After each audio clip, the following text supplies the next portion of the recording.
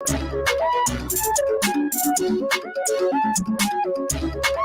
welcome to another edition of Sports Talk. It's Saturday, May 27, 2023.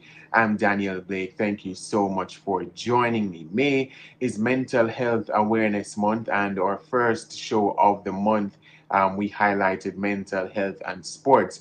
But May is also Child Month, and that is where our focus will be for today's show. So, very shortly, you will hear a replay of an interview I did with director of Ballers Academy, Andre Virtue. As some of you may or may not know, Ballers Academy is one of the most successful football academies in Jamaica and the region. And, you know, Andre and his team there deal a lot with children and youth and football development and holistic development, as you will hear in the interview. We spoke last Child Month, and I felt it was still relevant to come and play that interview again. So you will hear that very shortly. Also, the Dry Face podcast did a very informative webinar a few years ago, safeguarding children in sports.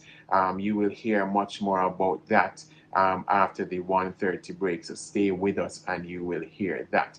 Reminding you that you can listen and watch the show in several different ways. If you're on YouTube and Facebook, go to Love FM Jamaica's pages and watch there. And if you want to listen, you can download the Love FM app in the Google Play or Apple Store on your smart device. You can go in your internet browser at love101.org, or you can go on your radio, Love 101.1, all the way to 101.9, depending on where you are in Jamaica. So no excuses not to listen to Sports Talk and to Love 101 in general.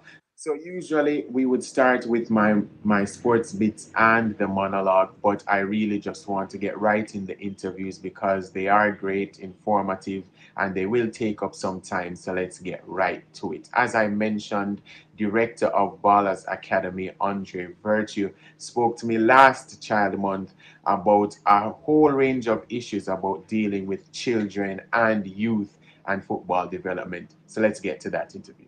We know that your main passion is football, mostly at the grassroots level, though, because I don't recall you coaching any senior team since you returned to Jamaica. I think it was 2002 or three. So what made you go in that direction? Because being a former child myself, I know that teaching children and youth are a lot harder than the seniors. Yeah, I haven't gotten so much out of sport and more specifically football when I was choosing to come back home. It wasn't really my overall decision. I believe it was something that God has called me to. I believe it is an era in which I believe there are a lot of people who deal with adults and at the elite level, but there are not a lot of people who are focused at what I would call the grassroots or the fundamentals. The foundation area, and I feel if I'm going to come back to Jamaica, obviously making a big decision like that, it has to be something that is of value, of something that of importance, and I believe I'd have been able to give the greatest contribution to my country. So, what led you to starting Ballers Academy? Why not just be a youth coach at maybe a prep or a primary school or even a high school? Why take up that massive responsibility in having your own academy? Well, I think a lot of also my own experiences, failed experiences, challenges, my own challenges, the successes I had as well. I look back and I said, this is an area that I really believe would be. So though I went to Peter and Paul Prep School, though I went to Jamaica College, in of itself as an institution, they continue to do what they're doing. But I believe that there needed to be a model, there needed to be an example. The values that I uphold are also very important to me. So these are values that I think has to be very deliberate and intentional in its an approach. And when we're delivering sports or coaching to youngsters. And so for me, it was, I believe God continued to work through my life and showed me, although that my dream was to be a professional football player and I've traveled the world, God gave me back football in a whole different way, and I think I have to be obedient to that. more so than what is nice or what is comfortable or what is popular. I believe I had to be more obedient, and so that's my calling, and I believe that's why I'm focused on this age group and giving back in this way. Yeah, your academy was one of the only ones in Jamaica at the time, and I think now in 2022 we have so many academies right now. Mount Pleasant, Genesis, Phoenix, so many other academies going on. Are you happy to see that we are having more of these um, institutions for our young players? Well, and by extension, my team, we can't coach everybody. And the reality of it is, you're going to need other experts, other professionals, other people to play their part. And so, seeing more pop up is good. Seeing more persons committed to youth is also a great thing. I think it's just for us to recognize what our expectations are. Why is it that we're getting? What our motives are? There are different formats and different ways to approach the academy. Some are elite, some are trying to get youths to college, some want to get them to pro. Some is just a competitive nature. Sometimes it's a lack of something structured outside, whether it's through the JFF or through the school system or the club system. People are moved towards doing something on their own. So there are a number of reasons why people come into the space, but on the pure desire to see more kids being coached, to see more coaches improving on their approach to coaching youth and giving opportunities for youngsters to get exposure. On those basis, I'm happy to say that there are more people, there are more kids being able to access the sport. As I mentioned, dealing with children in general is not an easy task, and youth in general. What are some of your main challenges at Ballers or dealing with coaching and managing youth in football? Yeah, I mean, I think I speak not just for Ballers. I mean, anybody in this space probably faces the same challenges. One, access to, um, you know, good, good, safe environments. How do you fund such work?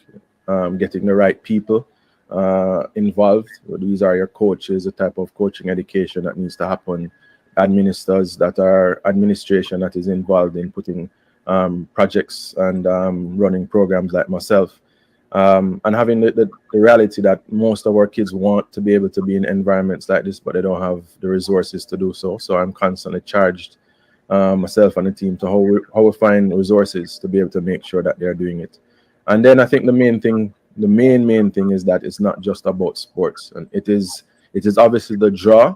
But when you look at a child before you, it's his or her life before you, and have personal family issues, have financial, have so many other factors that are could be potential hindrances from them being involved in activities. So for us, it's recognizing that there's a life before us, and the words that we choose and the environment that we create is really going to make or break that individual from continuing to participate. And I mean, in your introduction, you shared your own personal experience, and there are thousands of persons who get that opportunity, and as a result of either a coach or a lack of the right coaching environment, they would have either stopped or had a bad experience in it. And sports is so powerful a medium that that's my motivation. That's why we keep doing what we're doing.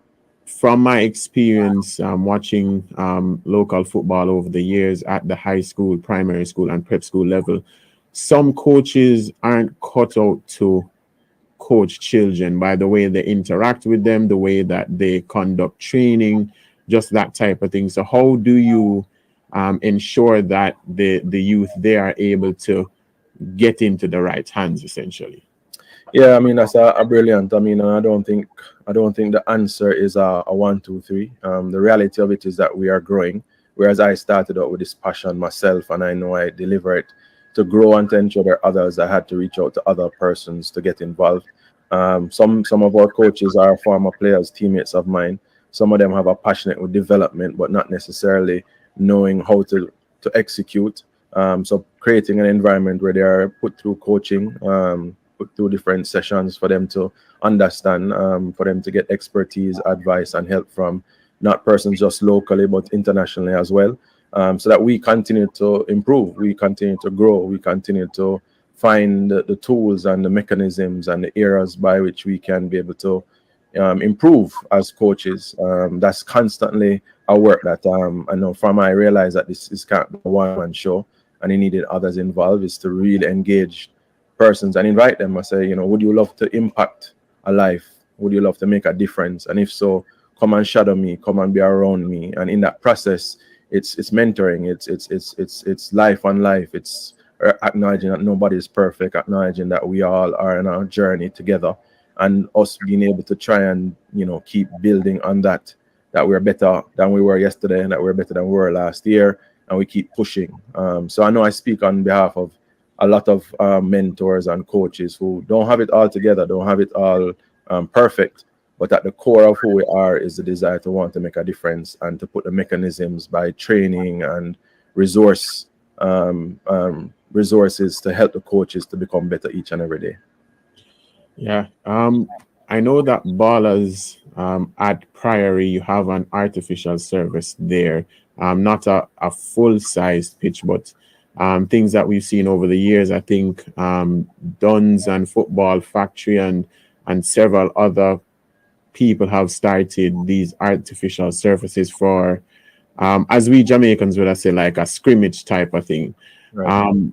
I know that the JFF has the full-length one at UWI, but why do you think that we possibly haven't invested in more good surfaces for our youth to play on, knowing that the rest of the world essentially is far ahead of us in that sense?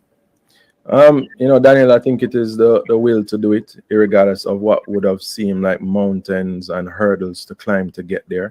Nothing great that anyone wants to achieve is going to come easy, and obviously there's a huge capital outlay that is prohibitive if you look at it from that angle. But when you're thinking about investment, when you're thinking about development, there are some things that you have to look way beyond just the money side of stuff. Yeah. To be able to do what we did 8 years ago was unheard of. It don't make no sense. It can't be done. But we dispel that. We dispel that just with a desire to want to make a difference, a desire to bring people around who sees a bigger vision, desire to really ensure that you're not just coming with your hands empty, but you're coming with something already and say, look, can you assist? We found that that's what allowed for us to do it. And it is really my appeal, taking this opportunity to appeal to the government, appeal to companies that, it is an investment that cannot be wasted. It's an investment that will bring back years and years of benefits to development. And we've seen it with our own football players, the ability to expose them to something different. That the only way that they're going to see this is if they fly out of Jamaica, and we don't have the resources to fly everyone out, right?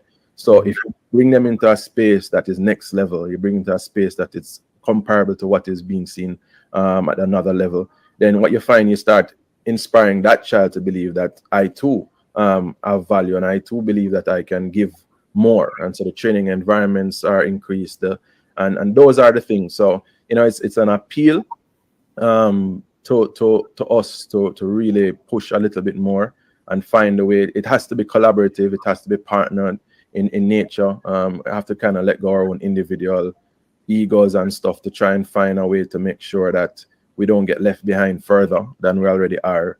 And it's not because we can't do it. We have done it. So why has Duns been able to do it? Factory, Ballers, and even the JFF, they found a way to make it happen. And there's no reason why other organizations, other clubs, if the focus is on development and infrastructure development as well, if that is our focus, I think we can make it happen. Yeah, key area in development as well, I think also comes from the parents and guardians. During your time in your position, have you had issues with parents who send their children there, or is it more of a collaborative process where parents give input, or you tell them you want them to do this and that type of thing? Yeah, I mean, it's going to take a community, right? And the reality of it is that parents are so important to the process. And so we constantly try and involve the parents and get them involved as best as we can. We try and also educate the parents on certain things. So there are things like, the whole competition and winning at all costs, and it's my child, so everybody kind of wants the best for their child, but they're part of a team. And so there are teachable moments throughout that. There are moments where the players are not selected. There are moments where the players are injured. There are moments when the players are struggling at home or at school. And so it's an opportunity for us now to be able to take that situation and have a discussion with the parents. So we encourage parents to discuss and talk to us. What are the concerns that you're having at home? What are the challenges that you're having? We've always said that do not let money be the reason to stop your child. And I believe that if money is a reason to stop, I should stop doing what I'm doing, So we create that environment, and as a result of it, you find that the parents are willing to do more than just parent their own children. They parent other children as well. They're always looking out to reach and help others who might be in a different scenario or situation than their own children, or maybe sometimes even they are in a bad situation, but just the principle of giving back, the principle of helping another one is really something that we create. And we say that we're a family. We say that we're trying to create winners on and off the field. And the only way that can happen is if you realize that we spend more time off the field than on the field. And so if we're not deliberate with the parents, if we're not deliberate with the community, which includes school and teachers, then we're going to miss a boat, because that the life of that child is involved in all of those areas. So if the teacher and the coach is not on the same page, if the parent and the coach are not on the same page, you're going to have diminishing returns, and you're going to have some gaps in that development, which, at the end of the day, we're going to run up and down trying to fix it, and it's going to be too late. So the earlier we start that, the better it is. Yeah. At Ballers, I think years ago you had Our Sons initiative, which was essentially mentoring the young boys and young men at the time to sort of help them with their, improving their life and how they see things. I know that you had a Father's Day initiative a couple of years ago as well. So even throughout this interview, you talk a lot about, the off the field aspects. How important is it for just youth coaches, not just necessarily in football, but in all sports, to really hone in on that off the field aspect? It is more critical than anything else. For those persons who probably would have known my background and been involved in football, it kind of would have seemed that I'm not speaking so much about the football, but I'm more important.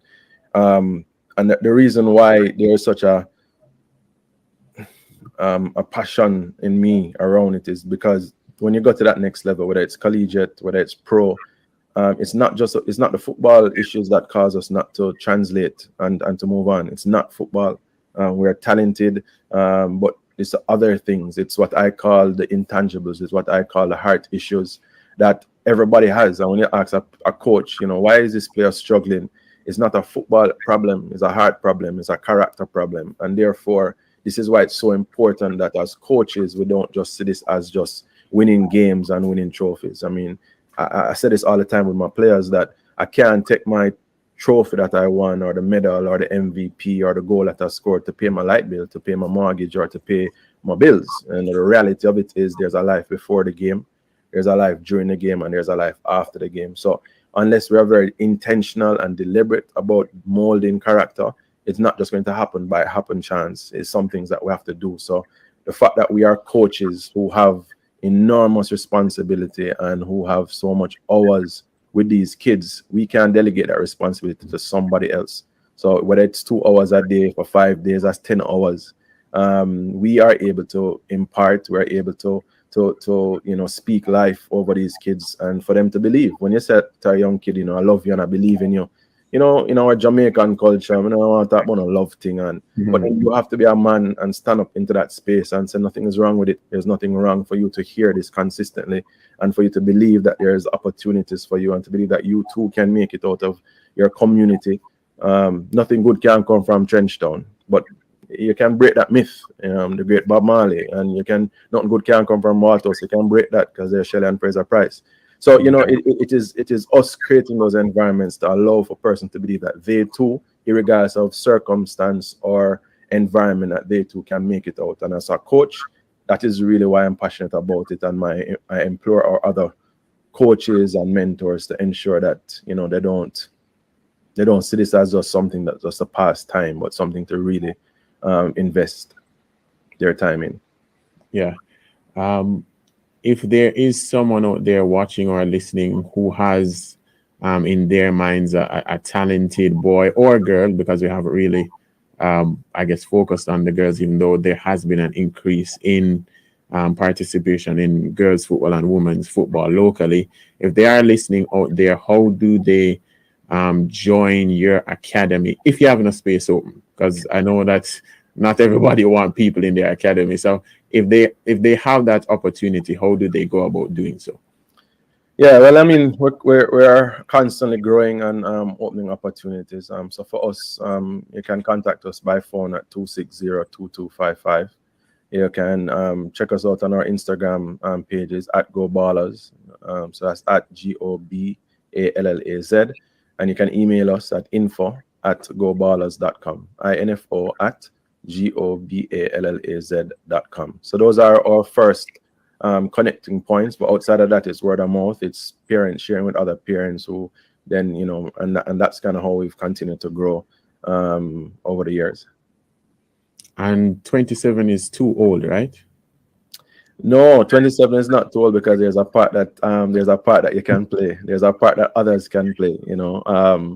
So, you know, from a playing, you know, you mentioned it before, but, you know, I'll have a Me and My Baller Day where we ask the parents to come and participate with the kids. And we need mentors. We need persons who can come and, you know, share their own experiences. My experience is not going to be the experience for someone else. And so when you have other persons, this is the entire cycle coming around where we have kids who have graduated or are about to graduate and are working in corporate now and coming back and giving back in that way. So there's always a space, Daniel, to come and play your part, and whether that is just to take interest in one boy or girl, to speak to them, to kind of support them, whether it's financially or otherwise. So I would say it's never too old, and there's always a space, there's always opportunity to give and to serve. And we really want to get an opportunity where we're serving each other into our greatness. And, you know, whether that be the coaches, whether that be players themselves, there's an opportunity for everybody.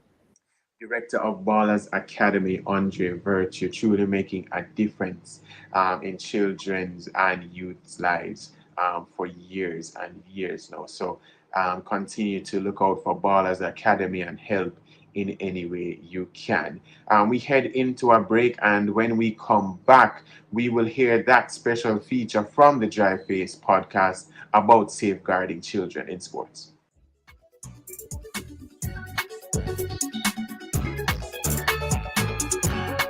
Every time my son send the liquor barrel for me, I have to go sit down and walk all day like me not have nothing else to do. No, sir, me not fear do this. Tired of spending all day at the wharf to clear your barrel? Driver, turn up that the little bit for me there.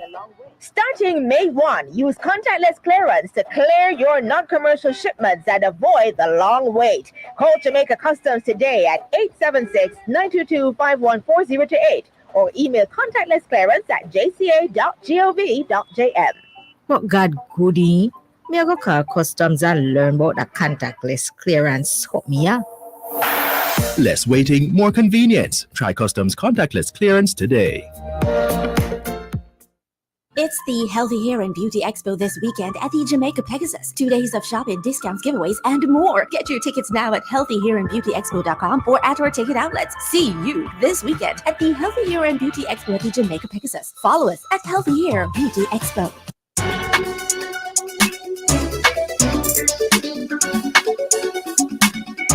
Back to Sports Talk here on Love 101, the family station, and this is the Child Month edition 2023.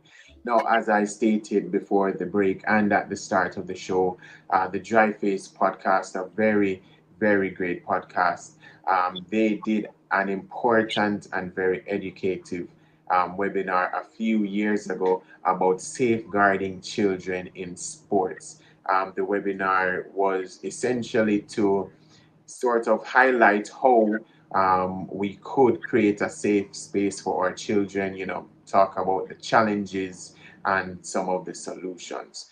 because many of our children in sports, they face several issues: physical abuse, mental abuse, even sexual abuse, and a whole lot more issues. So producer Rashika and host Dalton Myers, they led the webinar, and in this excerpt you will hear from Diane Gordon Harrison from the Children's Advocate here in Jamaica, and you'll also hear from Kendia Brathwaite, who is a sports scientist in Barbados. So the ideal position then, and this is the position of the Office of the Children's Advocate, is that children have a right to participate in sport and recreation that is safe and where they are protected from harm, from all types of harm.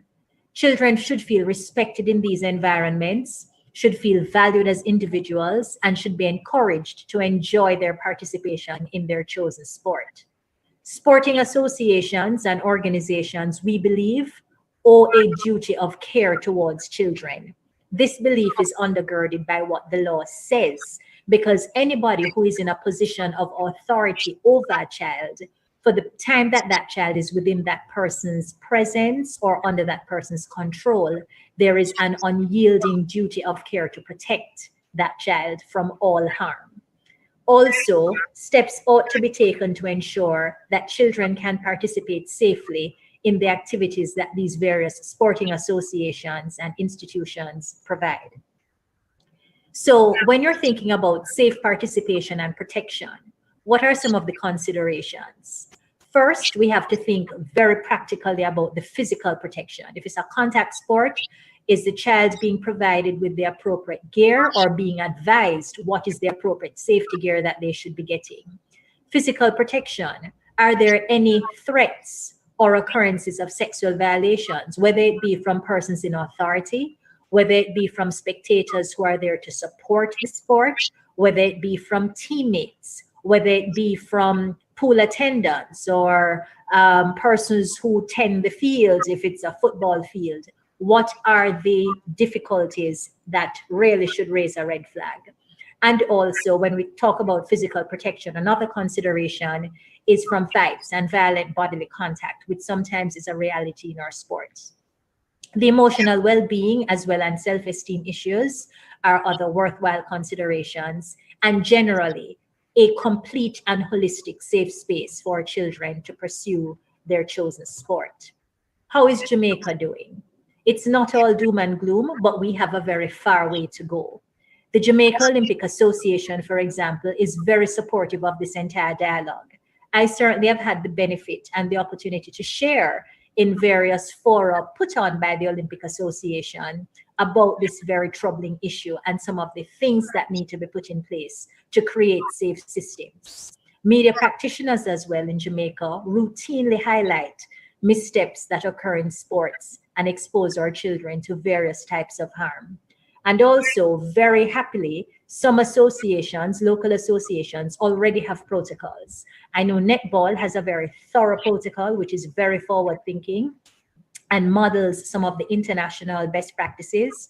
And the Kiddie Cricket Association in Jamaica, I personally have assisted and reviewed their draft protocol to keep children safe once they're in their space.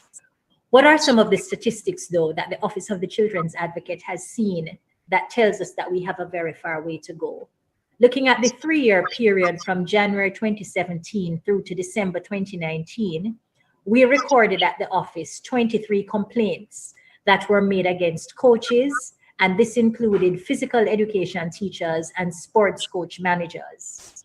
These reports concerned various categories of abuse, to include sexual abuse, emotional abuse, physical abuse, and negligence. In terms of the breakdown of the numbers of reports, we saw that sexual abuse came out the highest. We had 13 of those reports, followed by physical abuse, negligence, and emotional, where we had 2 and 1 respectively. The cases of sexual abuse, alleged sexual abuse, involved reports of hugging, kissing, and touching of the child inappropriately, such as on the breasts and the buttocks, exchange of inappropriate comments and molestation. For example, having the child perform oral sex on an adult or asking the child to provide sexual favors in terms of sexual intercourse. And also we saw reports concerning the sending of inappropriate pictures and videos of masturbation to the child. The cases of alleged physical abuse typically involve reports of the child being beaten with various weapons. We have seen the use of a PVC pipe. We have seen the use of a metal relay baton, and we have also seen the use of wire in these reports. In terms of the negligence cases, we saw where a child received an injury while playing football. The coach claimed that because it was her Sabbath, she could not take the child to the doctor or assist in that process. We have seen as well in terms of emotional abuse, where there was an athlete who was doing very well, was very promising. The athlete was very misguided. And of course, one of the difficulties we have, got engaged prematurely in sexual activity, became pregnant. And in a bid to preserve that athlete's career progress or prospects, the coach suggested that the child have an abortion. What was very troubling to us about this one is that the parents were kept out of this particular discussion between coach and child. We saw as well from our statistics that female students were more likely to report sexual abuse, while male students reported physical abuse in terms of the beatings and so on, and neglect. When something went wrong, they thought that there wasn't that response that they would have hoped for. So where are we then? What does this stark reality tell us? We need standards across the board. There is also a need for full sensitization with athletes in their various disciplines and sports administrators from the outset, so that everybody goes in knowing what the game plan is. So for example, if we're having coaches say, well, it's me alone, how am I to cope with these many kids? A part of the protocols, for example, need to say, we need to have a minimum of 4 coaches, for example, to a ratio of 25 athletes, so that we can always have the monitoring and we can have a check and balance system amongst the adults. There's the need for athletes as well to participate in accountability proceedings. Within the Jamaican context, this is a very huge one, because many times the allegations are reported, but because of a fear of a reprisal, a fear that they will not be believed, a fear that their sports career will be halted because they'll be pointed out as that one who was the one who made the report and disclosed the abuse, many times the follow-through is not there. And so by the time the matter is to be escalated to court for the taking of evidence and so on, so that persons can be held accountable, there is often a stepping back from the athlete. Also, because of this, my firm view is that the power dynamics need to be neutered once appropriate. Yes, coaches and persons who are in authority are to be respected. Yes, they are to direct their programs. But if there's any inappropriate transgression, then we need to reorient that power dynamic so that accountability can in fact take place. When it comes to children, I would encourage children to use the buddy system. So encourage children to speak up, push them to talk to their parents or to another adult. You as a coach, you are as the adult individual, have them there and give them a safety net. So tell them it's okay to talk. Tell them it's okay to speak up. They have nothing to hide. And encourage them to tell them and do the right movements, right? So when they're training, you're going to encourage them to do the right movements, but you're going to encourage them in the right way. In the coaching context or the support staff context, I want you to, coaches, to protect yourself by all means. Protect yourself, and then you can protect each other. When I say protect yourself, when it comes to training, do your research. There's nothing wrong with loading a child. When I say loading, in terms of reps, resistance, weights, there's nothing wrong with that. But do your research that you're falling in the requirements of what a child can account for. And therefore, ask yourself, is this something you think a younger athlete can perform? And after you've asked yourself that, then do the research to back it up.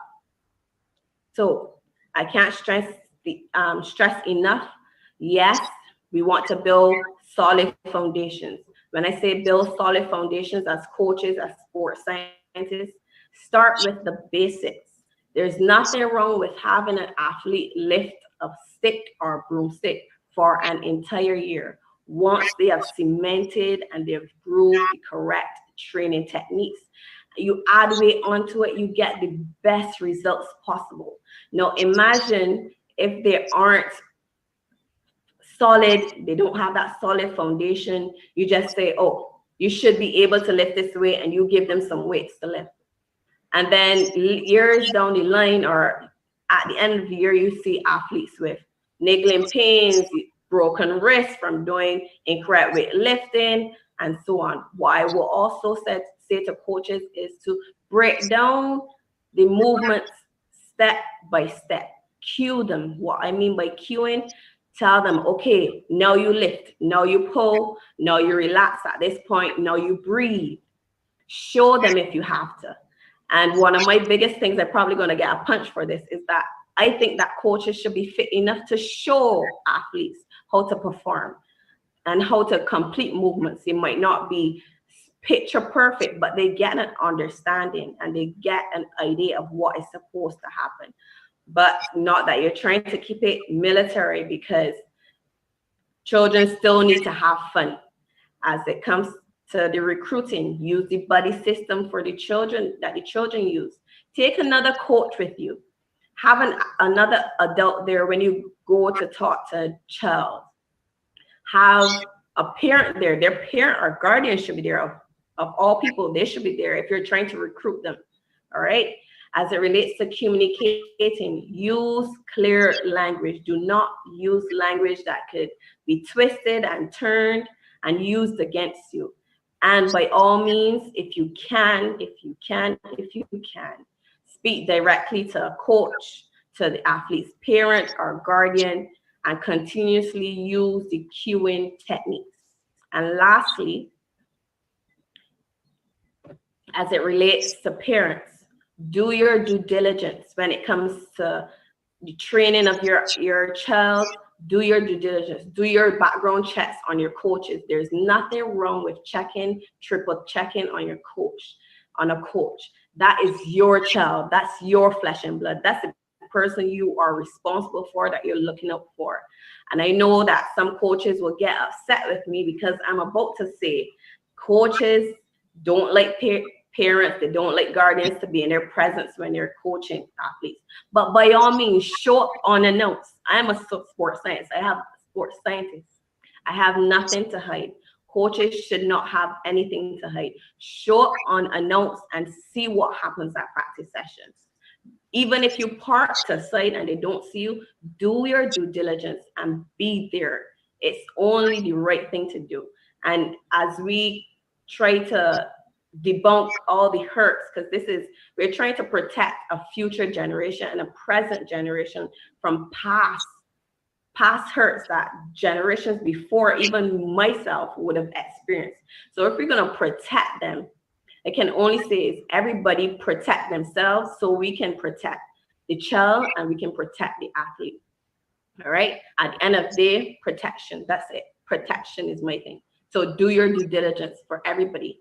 And that's my 10 minutes, right, Dalton? It's your version of 10 minutes, but I'll work with it for now because we had some technical difficulties at the beginning. So it's quite fine, and we're getting a lot of comments and questions in the chat, and we'll be taking them later. And we thank everyone. By the way, guys, we'll use this opportunity to ask you to subscribe to our channel. I mean, we couldn't have you here and not ask you. That's I think it's a red button below that you can click subscribe. We'd appreciate it at all times. There are some persons there, Kenya, who are agreeing with you about the coach part. It should be fit. I'm not too sure how that will work in certain disciplines because our coaches aren't going to be running around a lot, but we'll see the questions. One of the comments that I want to push out there before Jerice comes in is persons asking about abuse, athlete abuse, and this is for the panelists later, and also the role of parents in terms of them abusing their children and how we do that, how we deal with that. And Diane, there's a question in there also about the unit responsible for taking reports in Jamaica when it comes to abuse. All right, so we know the unit in the US. It is the US Center for Safe Sport. And the CEO for this center is none other than Jerice Colon. Now, I found Jerice because I did a course, an online course from the center, and there was a video of her talking about safe sport in the US. And that center is a non-profit organization committed to ending all forms of abuse in sport. And as CEO, Jerice leads the strategic vision and direction of the organization to ensure every athlete is safe, supported, and strengthened through sport. She formerly served as the National Vice President of Child and Club Safety for Boys and Girls Club of America. She has a lot of accolades, and she's been doing a lot of work. She has produced another report, the 2019 report for the center, and she may talk about that in a few, but I'll leave her to talk about her presentation. Jerice, over to you. Thank you, Dalton. This is a tough act to follow. Thank you to all the panelists. I've learned so much by just listening to you. So as Dalton mentioned, I'm the CEO for the U.S. Center for Safe Sport, and our mission, we're an independent nonprofit organization. We're authorized by the United States Congress, and we're the only organization within the states that does this. Our focus is focusing on ending all forms of abuse in sports, specifically emotional, physical, and sexual abuse and misconduct. And our mission is to make athlete well-being the centerpiece of our nation's sports culture through prevention, education, and accountability. And what that means for the Center for Safe Sport is that we not only focus on policy development and processes within the U.S. Olympic and Paralympic movement, but we also develop a number of educational tools, which Dalton took, and also serve as the accountability body responsible for making sure that organizations within the U.S. actually abide by all of these policies to make sure that safety is always the number one priority, particularly with youth, particularly in sport. We get our jurisdiction and our ability through a law that passed in 2017 that designates the Center for Safe Sport as the only independent national safe sport organization within the country. And so our charge is developing policies, procedures, and other resources specifically for U.S. Olympic and Paralympic participants, which we anticipate, or we believe is about 13 to 18 million people within the United States, many of them minors. We were born out of the Larry Nassar and USA Gymnastics scandal that really rocked not only the United States and the gymnastics world, but the entire world. And so the organization was formed to make sure we wouldn't have another Larry Nassar, that someone would not have the ability to really prey on young women and children in that manner. And so that jurisdiction also gives us the ability not only to develop those policies, but also to investigate when we receive allegations of abuse, which makes us quite unique.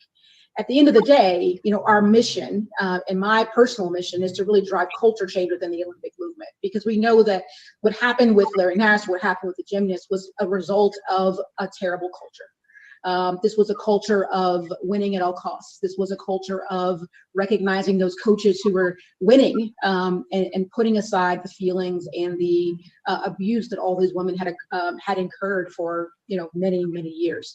And so for us, culture change is really the foundation of what we do.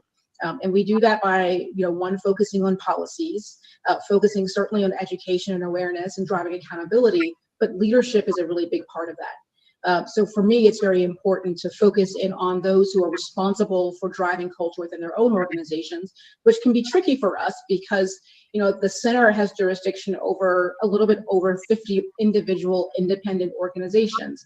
So not only the USOPC, but also USA Gymnastics, USA Track and Field, USA Volleyball.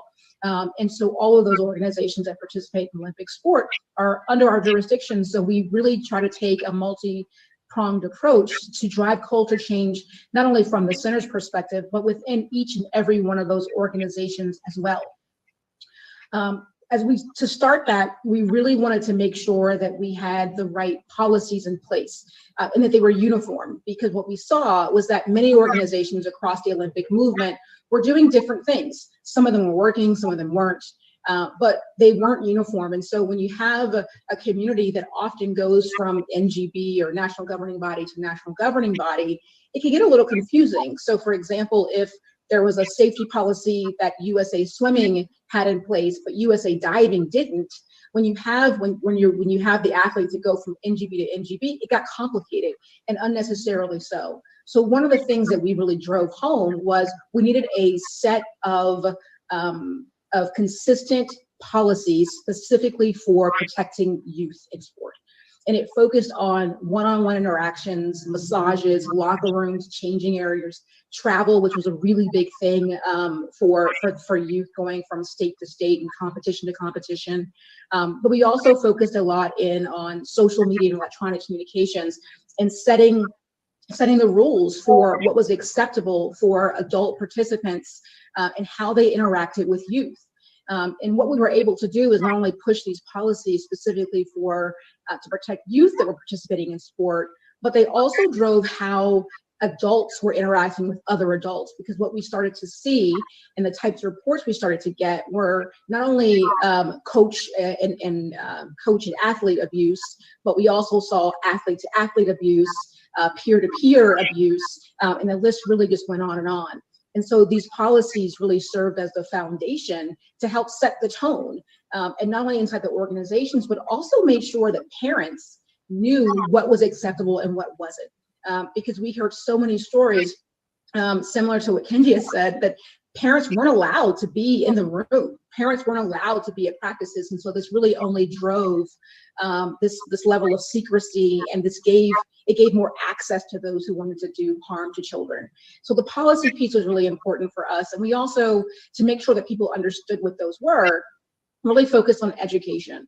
And so to date, we've trained roughly 2 million people that have gone through our Stay Sport Core course, but we've also developed a number of other resources that specifically focus on how you interact with youth in sport context, and specifically geared towards different audiences. So we focus on the adult athlete, the youth athlete, we focus on parents. We're rolling out this year a course that specifically focuses on medical professionals and athletes with disabilities, because we know that every person who participates in sports is a little bit different, and so they're going to need something special to be able to really understand, what it is that they should be expecting when they are attending practices, or when they are interacting with coaches or interacting with adults.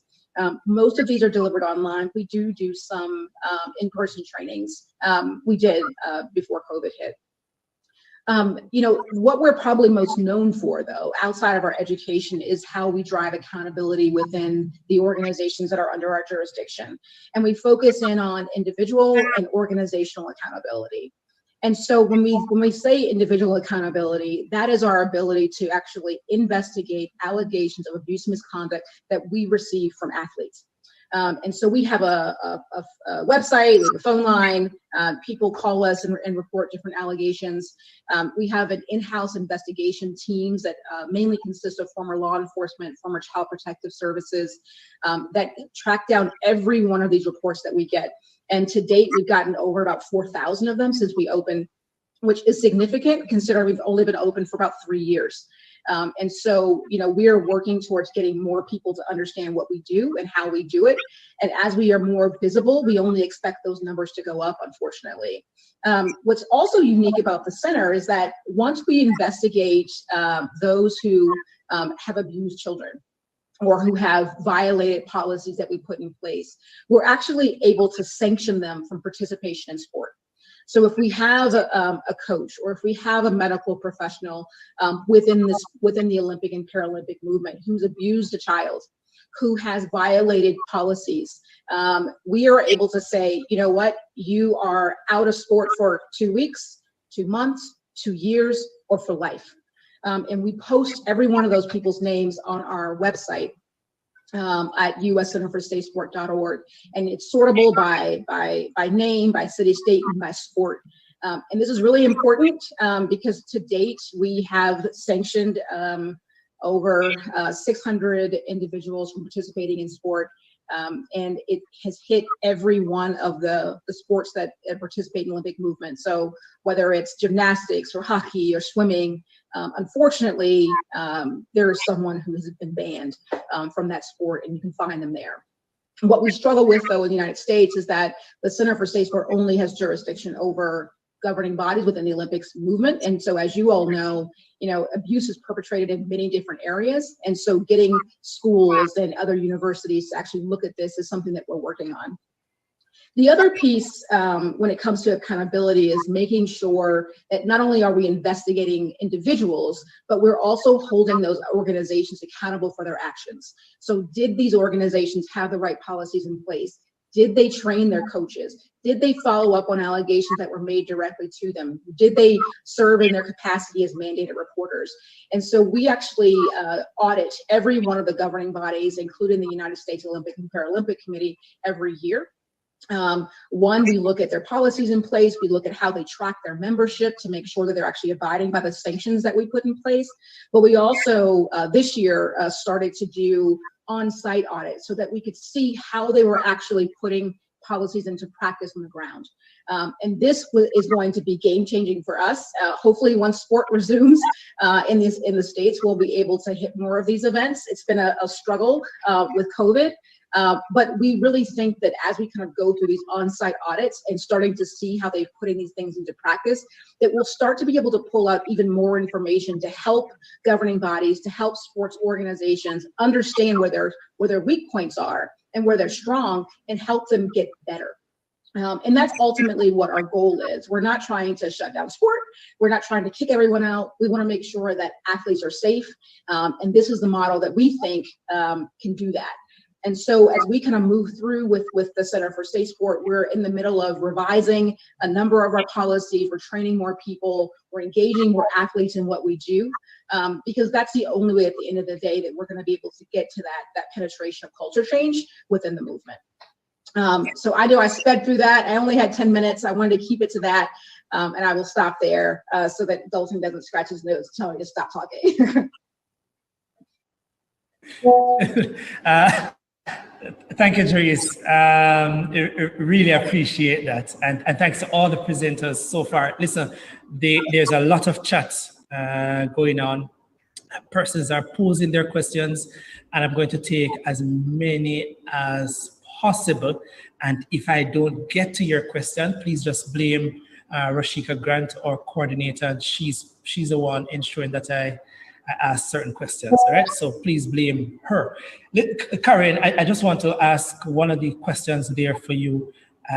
Is there a concern in terms of the safety of journalists, why some of the investigative journalism is not being done? Is it just a matter of finances, or really trying to ensure that the journalists themselves are safe? And then I want to pose another question, whenever you're finished that, is many part from Dr. Corinne Bailey.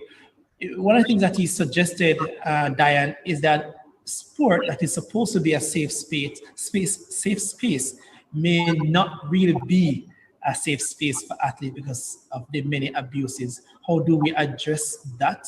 In our sporting arenas, in our schools, in our communities whereby children are in fact being abused, what we find repeatedly revealed by the statistics is that it's people who have high exposure to our children that are the ones that feature the most in perpetrating abuse. So yes, it's true that it creates the opportunity if there are persons who are ill-intentioned and who have their own agendas in terms of violating children's rights and the protective kind of mechanisms that they should be observing, they're not looking at. So how do we solve the problem? As with any other arena, one of the things that I always say is that when you're dealing with committing your child to an environment because it's a sporting thing that he's into or a co-curricular activity, you have to have what I call a tripartite arrangement between the sporting environment and those persons who are in control of that and who are present in that space, your child and you. So there is no handing over your child, if you will, to the good of what the coach says, and the coach is the be all and end all. it has to be that you maintain a presence in that dynamic. So that means you're having continued discussions with your children. You're respecting what the coach is saying as long as that appears appropriate and as long as there is nothing untoward that's being communicated. So your child will respect the coach as an authority figure, but you're also having your child understand that if there's anything that's inappropriate, anything that makes them feel uncomfortable, anything that's out of sync with your value system that you have created and oriented your child to, then as I said in the presentation, the power dynamic where appropriate has to be neutered and a reorientation has to take place, because we have to be victim-centered, if you will, or child-centered, whereby the coach recognizes that he or she has a job because you have made your child be a part of that environment. So it has to be what is best. We start from that. How can we influence that in a very collaborative way?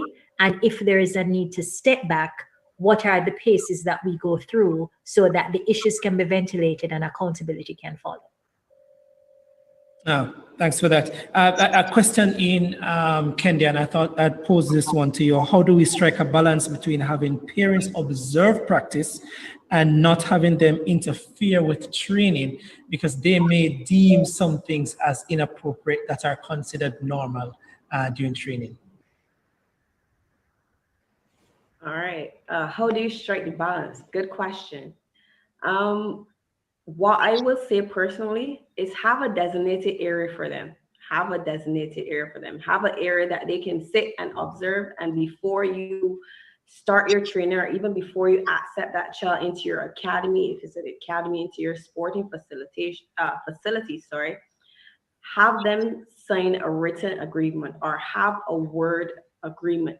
This is what it is. You can watch, you can say if you have an issue, we can talk about it after training, but by all means, unless your child is being abused to the point that you think it's going to cause harm to them, we leave the questions, we leave your queries for after practice, when we as adults can address the issue instead of interrupting training and then almost like giving the child power to then go attack the coach. So to try to preserve and keep everybody's position neutral, have an agreement before you accept the child into your training session that the parents know and understand and agree with.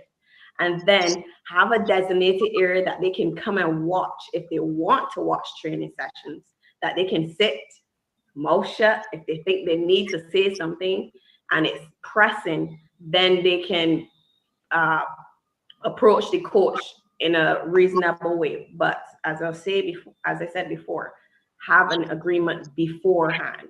Can we also have a center for safe sport in Jamaica? And is that something you know is being considered here or in the Caribbean that focuses directly on sport as opposed to, every aspect of the child? So I don't know of any such consideration, no. What we do have, as the person seems to be very well informed, is a child protection sector that looks at children who are violated in different scenarios, right? So I can't speak to that because that's policy, which is outside of my remit. But I think it would come down to a question of resources. Just listening to Jerice, it sounds fantastic in terms of the framework that they have, in terms of the human resource capacity that must be at their disposal to get that kind of traction going. So I think it's something that's worth looking at. Or if you're not going to set up a discrete entity that deals with that, perhaps we need to be having a conversation about more well-resourced capacity for the institutions that already exist so that there's no duplication of effort. Just listening to Jerice, for instance, this whole aspect of having the power to investigate, the Office of the Children's Advocate already has that. This whole aspect of having legal officers to guide the process, we already do that. And in fact, we not only put persons before the court for them to be held criminally responsible, but we also file lawsuits against individuals and institutions so that we can hit persons where it matters most sometimes, which is in their pocket. You find that when persons receive a judgment that requires them to pay damages to a victim, it speaks to them very directly. So we could perhaps look at how we could build up the resources a little bit more so that that kind of alacrity with which the Safe Sports Center moves, we can in fact adopt some of those processes. India Brathwaite, sports scientist in Barbados, and you heard from Diane Gordon Harrison of the Children's Advocate in Jamaica, speaking with host Dalton Myers of the Dry Face podcast. You can watch the full thing, so go on YouTube and go to the Dry Face podcast page, and you can watch the entire thing in full. So thank you to the Dry Face podcast for doing such an important webinar and still relevant to this day. That's it for Sports Talk. Thank you so much for joining me wherever you are around the world. It truly means a lot that you spent your Saturday with me. And remember that Sports Talk happens every Saturday right here on Love 101 from 1 to 2 p.m. Please enjoy your weekend, and as always, stay safe and watch some sports. Every time my son send the liquor barrel for me have to go sit down and waff all day like me have nothing else to do. No, sir, me no fear do this. Tired of spending all day at the wharf to clear your barrel? Driver, turn up that the little bit for me there.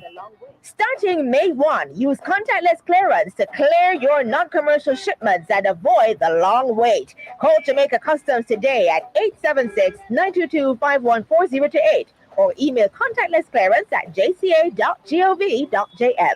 But God goody, me I go call customs and learn about the contactless clearance. Help me out. Less waiting, more convenience. Try Customs contactless clearance today.